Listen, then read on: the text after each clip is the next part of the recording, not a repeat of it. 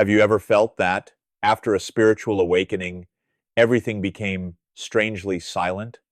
As if life, which once propelled you with goals, desires, and plans, suddenly lost its color? You broke through illusions, saw clearly what was once hidden, but now what you feel is an unsettling emptiness, a lack of motivation no one warned you about. This video is for those who've crossed the great revelation and, instead of finding strength, found silence. What if I told you this lack of drive isn't weakness, but an essential part of the process? Spiritual awakening is often romanticized as a destination, as if by piercing the veil of illusion, everything becomes clear, vibrant, full of purpose. But the truth is harsher, and at the same time, more sacred. For many, awakening doesn't ignite a flamite, extinguishes the old fire. The motivation that once drove you, rooted in desires, validations, and achievements, crumbles. And in its place arises something few know how to name: a raw, empty, disorienting space. It's not depression, nor apathy. It's the collapse of the old reasons for existing. In this video, we'll journey together through this shadowy and sacred territory, understanding why, after a spiritual awakening, we lose the motivation that once propelled us. We'll reveal that this state, though painful, isn't the end, but an inevitable transition stage. The exact point where the ego dies, but the self hasn't yet fully emerged. And more, we'll learn how to inhabit this emptiness with courage and presence, until a new strength, truer and more aligned, begins to arise. So, take a deep breath and stay until the end, because here, we won't offer shortcuts or empty motivational slogans. We'll talk about what few dare to admit, that true spiritual awakening, before illuminating, dismantles, before empowering, empties. But it's in this emptying that the new you begins to take shape. And if this video resonates with you, write in the comments, "I'm ready to cross the void." That's the first step of the journey. Little is said about it, but the collapse that follows a spiritual awakening is as real as it is invisible. There are no grand external explosions or dramatic changes for those watching from the outside, but within, everything falls apart. What once motivated you, the desire to be someone, to achieve, to be recognized, suddenly loses meaning. It's as if, by crossing the threshold of illusion, you realized you were chasing ghosts. And then, without warning, the force that moved you dissolves, like smoke in the air. This collapse doesn't come as punishment, but as a natural consequence of spiritual vision. When you see that much of what drove you was fueled by insecurities, fears, and an endless need for external validation, the energy sustaining those pursuits simply finds no reason to exist anymore. Awakening severs the roots of artificial motivations, and for a time, there's nothing in their place. Just an empty, silent space that many mistake for apathy or depression. Here lies the first great challenge: to face this lack of drive as a spiritual phenomenon, not a personal failure. You're not failing because you've lost motivation. You're being emptied of everything that wasn't truly you. But since no one prepares us for this emptying, it's almost always experienced with guilt, anguish, and confusion. After all, we grew up believing motivation equals life. When it's gone, we think, "What's wrong with me?" Nothing's wrong. What's happening is a deep and silent process of dismantling. Your soul, realizing the old motivations were fragile and illusory, begins the patient and inevitable work of tearing down the internal structures that upheld your identity. You stop chasing recognition, productivity, external success, not because you no longer care, but because you finally see that none of it ever defined who you are. And this insight, though liberating, creates a peculiar kind of paralysis. If I'm not that, then what am I? This question echoes in the silence of the collapse. It's an uncomfortable pause because the ego was trained to move, to act, to conquer. Suddenly, the machinery stops. What was automatic becomes improbable. What used to get you out of bed now seems pointless. But within this apparent discouragement lies the most sacred potential, the birth of a new motivation, one that doesn't stem from fear or need, but from truth and presence. The invisible collapse is a spiritual rite of passage. There's no way to cross awakening without going through it. And most importantly, it's not a sign of regression or illness, it's a sign of evolution, even if in a way society doesn't recognize. Society values movement, action, productivity. The spirit, however, values silence, integration, and truth. And it's precisely here that your soul begins to prepare for a new way of existing. From here, the journey will no longer be driven by the anxiety to do, but by the call to be. The collapse isn't the end of your motivation, but the end of false motivation. It's the start of a more mature, quieter, more real process. And though you may only perceive the emptiness now, it's within this emptiness that a new strength is being forged, strength that doesn't feed on external pressures, but on a deep alignment with who you are, without masks, without performance, without the need for applause. Few talk about this, but it's real. When you awaken spiritually, there's an unspoken expectation that finally everything will make sense. That you'll wake up every day with unwavering clarity, a burning purpose, a new energy the whole world will notice. As if, after all the effort and suffering, you deserve this explosion of motivation. But in practice, what arrives is silence. No victory music, no applause, just a quiet, strange inner space you don't know how to inhabit. Maybe you've felt this. After realizing profound truths about yourself and life, what used to drive you no longer works. The plans you made, the goals that seemed so important, suddenly lose their pull.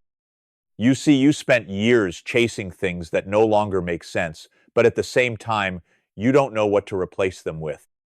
And this not knowing hurts, because we're used to acting, producing, always having a next step. Buddhist teachings speak extensively about this, the process of emptying the self. When we start to understand that much of what we did was driven by illusory desires, born of fear and attachment, naturally, the will to continue fades. Not because life has lost value, but because what moved our life wasn't true. The Buddha taught that desire is a cause of suffering, and when we begin to see this, desire quiets. But with it, so does the old motivation. This absence of motivation can be disorienting. You look at yourself and no longer recognize who you are. What once excited you now feels empty, forced, and you wonder, what's wrong with me? The answer is nothing. There's nothing wrong. You're simply going through a transition that wasn't meant to be comfortable but necessary. You're leaving behind the old way of living, but haven't yet found the new. And this interval is silent, long, and often lonely. Buddhism also speaks of the state of non-action, a space where the being learns to simply be, without compulsively needing to do. Perhaps this is the moment you're living. And perhaps this is the hardest lesson, how to remain present even without grand projects, dreams, or motivations. How to exist fully when there's nothing grandiose to do, when everything feels so simple, so still. This silence, which at first seems like a flaw, is actually an invitation to hear what was never heard, because the noise of the search was too loud. An invitation to look within without the rush to get anywhere. What you're living isn't apathy, weakness, or spiritual failure. It's the space where the old identity dissolves, and the new one doesn't yet have a name. It's uncomfortable because we were taught that being motivated equals being alive. But true spirituality teaches that there's life in silence, in pause, in stillness too. And perhaps now, the greatest act of courage you can muster is exactly this: not chasing anything. Not trying to force a new motivation, but simply accepting that, in this moment, the most sacred thing isn't doing, it's being. It's being present in the discomfort, in the absence of meaning, until, naturally, a new way of moving through life emerges, not because you need it, but because something true, silent, and profound invites you.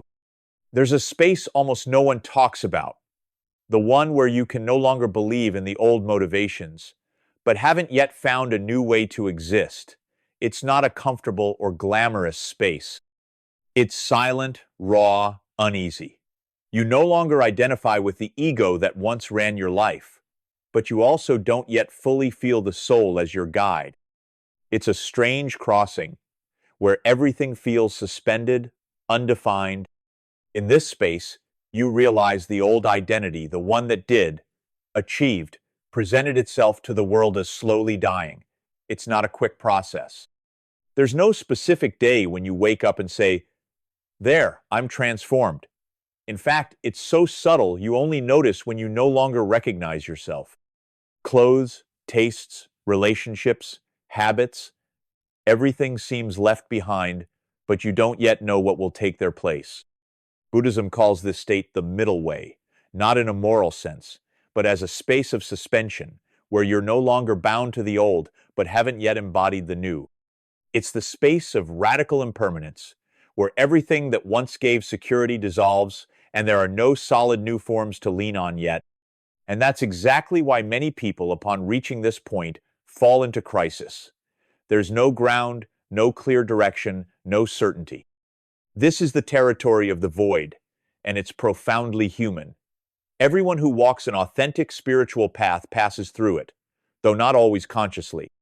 And contrary to what the ego fears, the void isn't a place of destruction, but of gestation.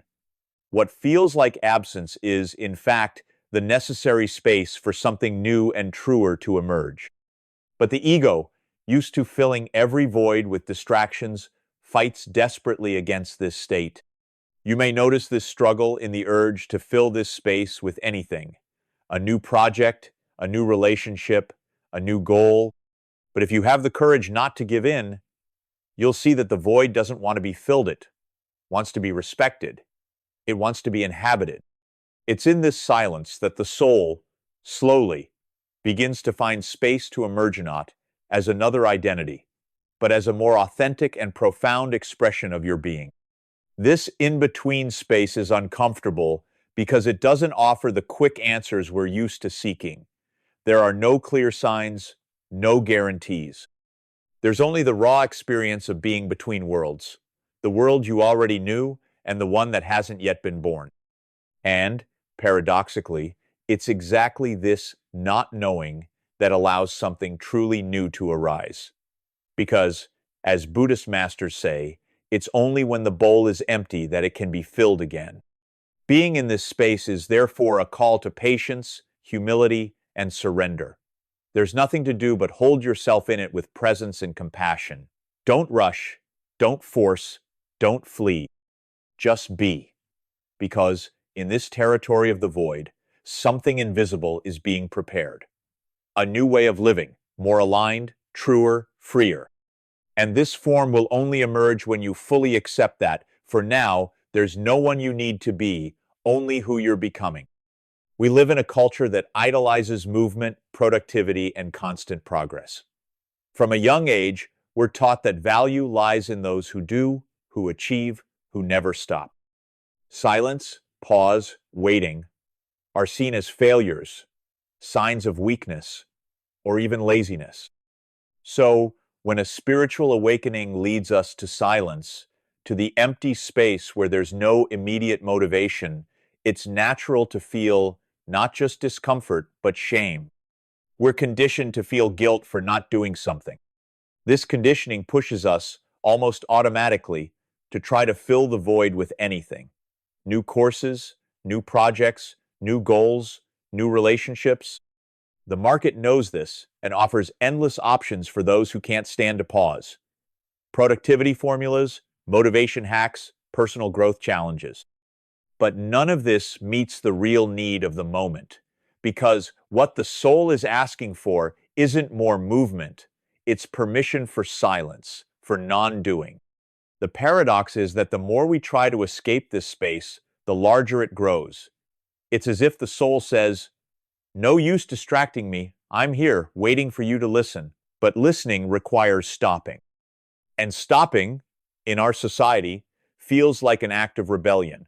We live in a time that doesn't tolerate the authentic spiritual process because it doesn't fit the patterns of productivity and success imposed on us.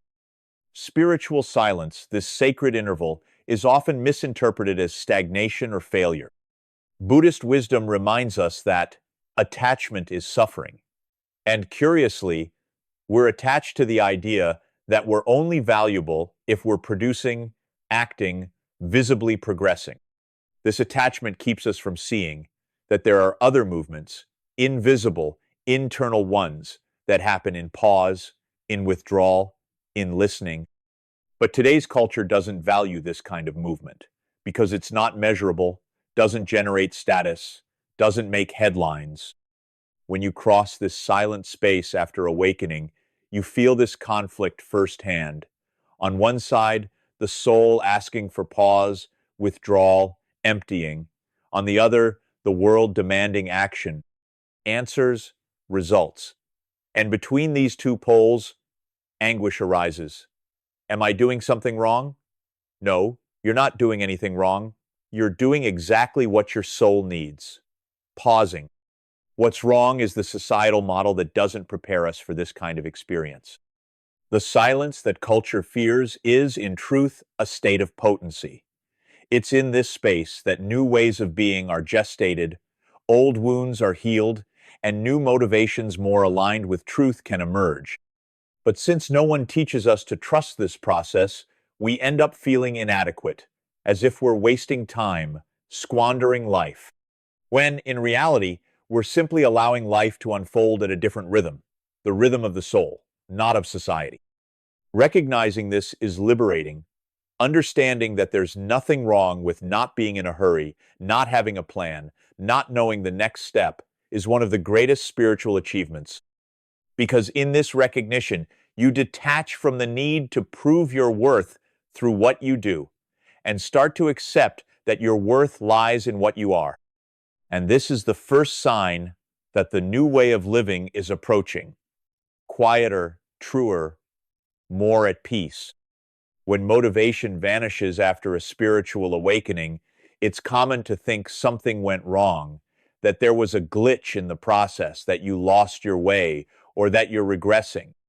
But nothing could be further from the truth. What you're experiencing isn't a mistake, but a fundamental stage of the spiritual journey, the process of dissolution. It's not a personal failure, but a silent initiation, a necessary preparation for a new version of you to emerge. Dissolution happens because the internal system that drove you until now made of beliefs, fears, ambitions, and identities no longer serves. And like any true renewal, the old must first completely fall away. What you're living then is a kind of symbolic death, the end of the old structure of motivation, of the identity built from external expectations, and like any death, it brings pain, uncertainty, and silence. Buddhist teachings remind us that everything is subject to impermanence. Nothing remains fixed, not even what we think is our personality, our desires, or our purposes. This teaching, often repeated, is only truly understood when we experience, in practice, the collapse of the motivations we once defined as ours. Realizing that even what we thought was us can dissolve is, at once, terrifying and liberating. This process is called by many a spiritual initiation, because it marks a transition, the end of the conditioned self and the beginning of a truer approach to the essential self. But this passage isn't made with lights or certainties. It's made in the dark, in silence, in absolute vulnerability. What dissolves is everything you thought you needed to be. What hasn't yet arisen is who you are, without needing to define yourself. And this space is exactly the space of initiation, the in-between. That's why the absence of motivation shouldn't be seen as a symptom of failure, but as a sign that the process is working, that the soul is, in fact, refusing to keep feeding the old impulses to make room for what's true. The pain isn't from the lack of motivation itself, but from trying to keep alive what's already dead. Suffering comes from resistance, not dissolution. When you accept the process, suffering begins to give way to presence. This dissolution process is, paradoxically, a great act of love from your soul to you. It's the refusal to keep participating in a life that no longer represents you. It's the way your essence found to say, I don't want to keep going on autopilot, in performance, in endless pursuit. And by withdrawing, it creates the necessary space for a new way of living, more aligned with who you really are, to be born. But this birth, like all births, requires time and trust. When you start to see that it's not failure, but initiation, your relationship with the process changes. Anxiety gives way to surrender, fear to curiosity. And slowly, you begin to notice you're being rebuilt not from what the world expects of you, but from what your soul quietly whispers.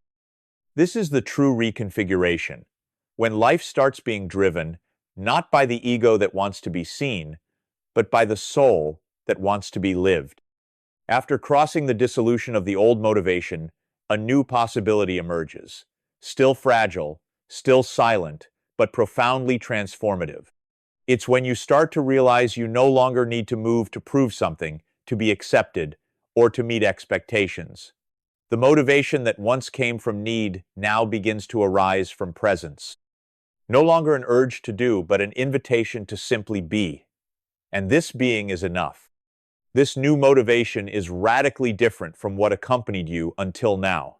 It doesn't shout, doesn't pressure, doesn't demand, it whispers. It comes as a gentle urge to express, to create, to connect, not to gain validation, but because not acting would be a betrayal of your own essence. It's no longer about chasing an ideal, but responding to an inner call that, for the first time, feels true. Buddhism speaks of acting without attachment to the outcome. This is the principle guiding the new motivation. Doing, not because you need a result, but because the action itself is an expression of your being. When you start to experience this kind of motivation, you notice it's lighter, more fluid, more sustainable. It doesn't demand Herculean effort or inhuman sacrifices. It simply flows, like a natural extension of your presence in the world. This shift is so profound that at first it can feel strange. After all, for years, you believed you had to strive, plan, prove yourself. Now, life starts moving more spontaneously, almost like a dance. You feel the impulse, you respond, you feel the desire, you act. There's no longer that constant tension between who you are and what you need to do. There's only a more harmonious, more integrated flow. It's important to realize that this new motivation doesn't mean a lack of action. On the contrary, often you'll act more, create more, serve more, but now the source will be different. No longer fear, no longer lack, no longer the desire to be seen. Now, what moves you is a deep connection to what's true in you. And this connection generates a serene, stable strength that doesn't burn out easily because it doesn't depend on external circumstances. This is the moment you start to see that life is no longer a stage where you play a role for applause, but a space where you simply are who you came to be. Motivation becomes a reflection of your essence, not an artifice created by the ego. And when this happens, action becomes light, presence becomes full, and life stops being a battle and turns into a spontaneous expression of your being. This is the true spiritual rebirth. When, after losing all the old motivations, you start to move from something much deeper, much more authentic. Now, you act not because you need to, but because you want to. Not because you fear rejection, but because you wish to share who you are. And at this point, life transforms. No longer driven by obligation, but guided by the quiet joy of being aligned with your truth. Getting here wasn't easy. You crossed the collapse of the old motivation, endured the discomfort of the void, resisted the temptation to fill the silence with distractions, and now you're starting to see there's another way to be in the world.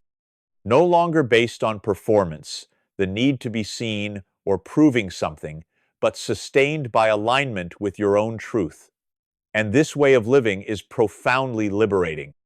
Living from alignment means your choices, actions, and even silences are guided not by others' expectations, but by what makes sense to you. It's a movement that flows from the inside out, not the other way around. Before, you lived reacting to the world's demands. Now, you act responding to the soul's call. And this response is always quieter, more loving, truer to who you are. Buddhism reminds us that true freedom isn't doing everything you want, but not being a slave to impulses and desires that pull you away from your essence.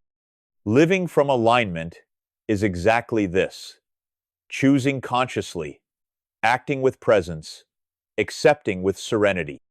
It doesn't mean you won't have challenges, doubts, or pains, but it means you now have an inner foundation that sustains your path, and that foundation is fidelity to your own soul. When you start living this way, you notice many old motivations transform. The desire to be admired gives way to the desire to be whole. The need for success is replaced by the wish to serve and contribute. The fear of failure makes room for the willingness to experiment, to grow, to be vulnerable. You no longer live to maintain an image, but to express an essence, and this shift completely changes how you exist. Living from alignment also means accepting that there won't always be grand goals or objectives to chase. Sometimes, the most aligned thing will simply be, to feel, to rest, to contemplate. Action stops being compulsive and becomes intentional. You no longer run to achieve something, but move when you feel a real call, a genuine invitation from life. And in this movement, there's peace, there's truth, there's freedom. This is the point where motivation transforms definitively. It's no longer a frantic impulse demanding haste and results, but a quiet, stable, lasting force that guides you gently. It's an energy that doesn't burn out, because it doesn't depend on external applause or validation. It's motivation born of being, not doing. And that's the purest, most sustainable way to live. Realizing this, you understand that spiritual awakening wasn't a loss, but a gift. It wasn't the end of your motivation, but its transmutation. Now, you inhabit life with more wholeness, more presence, more authenticity. And perhaps, for the first time, you feel you no longer need to desperately search out there, because what you were seeking was always within. And living from this awareness is the soul's final call, not to do more, but to be, simply be. Perhaps the greatest challenge in this process isn't the absence of motivation itself, but the difficulty of staying in this space without self-blame, without forcing, without trying to rush what can only happen in the soul's time. The most valuable advice I can offer is cultivate patience with tenderness. Patience isn't passivity, it's wisdom. It's understanding that there are internal processes that can't be rushed, just as you can't force a seed to sprout before its time. Crossing this period of dissolution requires trust, and trust is built in the daily practice of noticing that, even without grand actions, you're transforming. Even if you don't see it yet, something is moving within you. Like in winter, when nature seems asleep, but beneath the soil, roots are growing, strengthening, preparing to bloom. This is your soul's time, an underground, silent, but absolutely necessary time. A powerful tool to sustain this crossing is silent meditation. Not to chase elevated states, but simply to sit with what is, without judgment, without needing to change anything. Meditating in this moment isn't about reaching enlightenment, but about cultivating presence amid the void. It's sitting with the absence of motivation and, instead of fighting it, asking, "What do you want to show me?"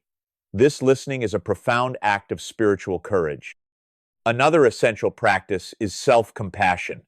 Treat yourself as you would someone you deeply love who's going through a tough time, with kindness, respect, patience. Let go of the idea that you should be more productive, clearer, more motivated. Accept that. Right now, the most spiritual thing you can do is care for yourself with gentleness. Self-compassion isn't indulgence. It's spiritual maturity. It's recognizing that the process is hard and allowing yourself to be human in it. It's also crucial to realize this state isn't permanent. Though it may feel like motivation is gone forever, it will return, but it will be different. More aligned, gentler, truer. The key is trusting that the process is intelligent, that your soul knows what it's doing, even when your mind doesn't understand. Trust isn't having certainty. It's moving forward, even in its absence. It's walking in the dark, knowing that, at some point, the light will shine from within. During this phase, avoid comparisons. Don't compare yourself to those in a different rhythm, a different stage, living a different experience.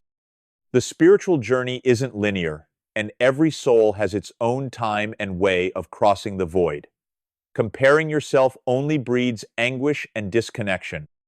Honor your path even if it feels stuck, even if it feels too silent. Sometimes, the greatest movement happens precisely when everything seems still. Finally, always remember, you're not alone. This process is shared, even if rarely spoken of. Many have gone through it, many will yet pass through. You're part of a silent lineage of souls who chose to live more authentically, more aligned, truer. And that takes courage. So, respect your process, embrace your crossing, and know the void that now feels frightening will, tomorrow, be remembered as the fertile soil where your new life began to sprout. If you've made it this far, know there's nothing wrong with you. The absence of motivation you felt wasn't failure, weakness, or regression. It was a silent invitation from your soul to cross the void and leave behind the old structures that no longer serve you. You didn't lose your motivation. You're becoming someone who only moves when the movement is true. And that's one of the greatest spiritual achievements anyone can reach. Now you know, there's a vast difference between acting out of obligation and acting from alignment, between moving to be accepted and moving because the soul called. Few have the courage to cross this process to the end. Many stop halfway, try to go back to what was, delude themselves with new superficial goals. But you, by being here, show a rare willingness, the willingness not to flee from yourself. And that's the true awakening, not the one that makes you run, but the one that teaches you to pause, to listen, and to trust. If this message touched you, like this video, not as an automatic gesture, but as a symbol, the symbol that you're ready to live more authentically, more present, more aligned with your essence. Subscribe to the channel to keep walking alongside those who've also chosen this journey, and write in the comments, with courage and presence, I'm ready to live aligned with my soul. Let this be your new promise to yourself. Always remember, the path isn't about speed, quantity, or performance. The path is about presence, truth, and self-love. There's no rush, there's no demand. There's only life, asking to be lived with wholeness. And you're ready for that, even if, right now, you can't fully see it yet. Thank you for making it this far, for trusting your journey, and above all, for trusting yourself. Your crossing is necessary, your listening is courageous, and your presence is, and always will be, enough. Until our next meeting, always at the right time, always in the truest space, that of the awakened heart.